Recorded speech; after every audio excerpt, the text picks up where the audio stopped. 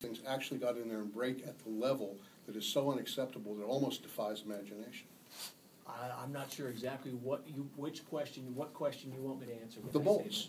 How could you have a system whereby through all of this testing, you had all of this design, you had all of this, how important this is, and you got a $6 billion payment out of it from basically the toll payers, and suddenly we're looking at a failure rate that is unimaginable in engineering? In one part, on one set of bolts, you're absolutely correct. It's an unacceptable failure rate, and that's exactly what we're dealing with now in a redesign and a retrospect. In retrospect, the design does not, for that locations, for shear key 1 and shear key 2, doesn't really allow very easy retrofitting of those bolts. It's a confluence of several contributing factors.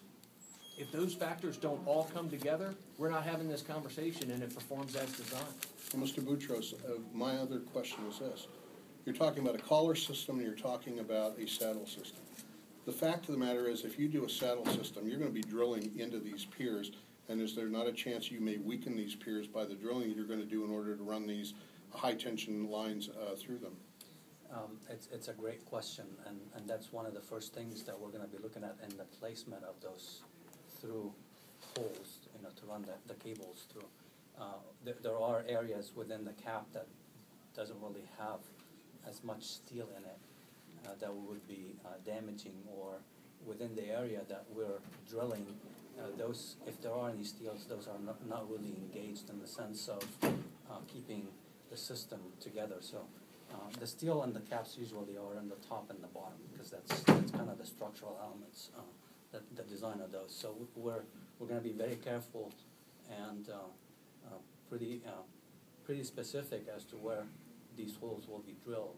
So there will be no structural deficiencies or structural degradation, if you would, of the cap beam in any sense. So the system that will be placed for the retrofit, like I said earlier, is going to be as good, if not better, than what was there to be. There's a certain portion of the E2 cap that's aesthetics. Right.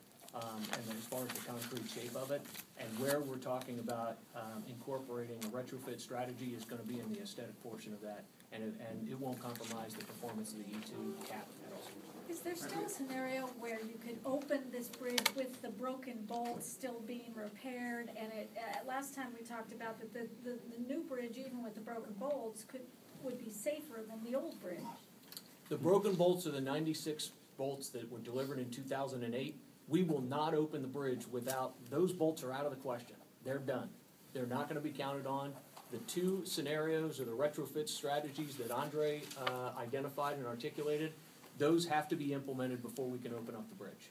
Okay, because last time somebody said there was a scenario where you could, since these don't hold up the bridge or the roadway, that you could open the bridge, still be working on that retrofit, and it still would be safer, it'd be better to get cars off the old bridge. That's not in play anymore?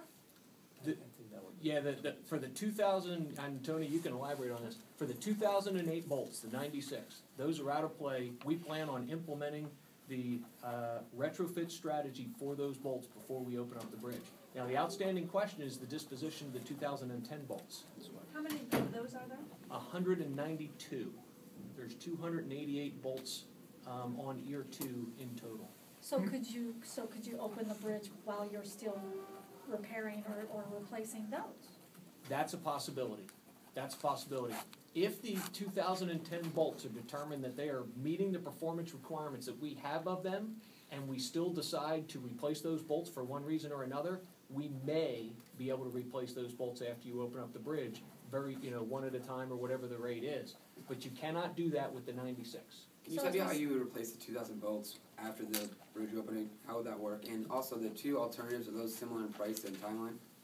We're going on the second one, the price and the timeline. We're going to determine that after we can you say complete the if they're going to be similar, the two alternatives? Well, that's the analysis we're going through right now. So we're not really at a point where we can comment on that with any confidence. But we're really hoping that we can have that preferred alternative essentially recommended by May 8th. Malcolm, Let me on the answer the second question. The 2010 bolts are accessible because they go all the way through. So the 2010 bolts can be undone from the bottom if they needed to be removed, and they can be removed from the bottom. Malcolm, on the magnetic particle testing, might have exposed cracks that might have suggested that the rods were more susceptible to embrittlement? The magnetic particle testing would have looked for imperfections in the surface. Why did you do it in the first place? We asked for it for different components, and we're looking still at the paper trail as to what prompted the request for the magnetic particle testing. We did do it on all the other components that were listed in the memo. We did not do it on the 2008 bolts because they were not easily accessible. But might it have been helpful to have known that?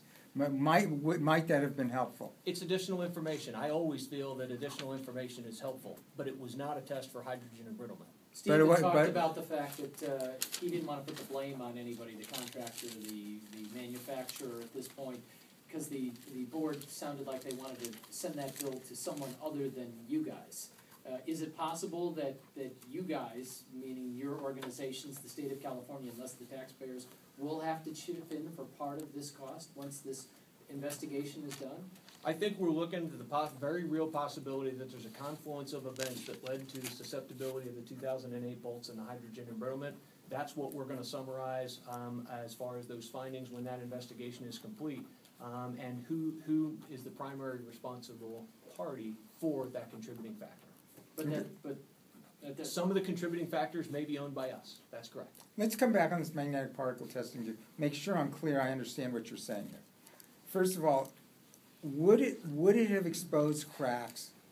Might it have exposed cracks that might have led to embrittlement? I understand what you're saying is it would not directly show you embrittlement, but might it have been helpful in detecting or foreshadowing problems to come?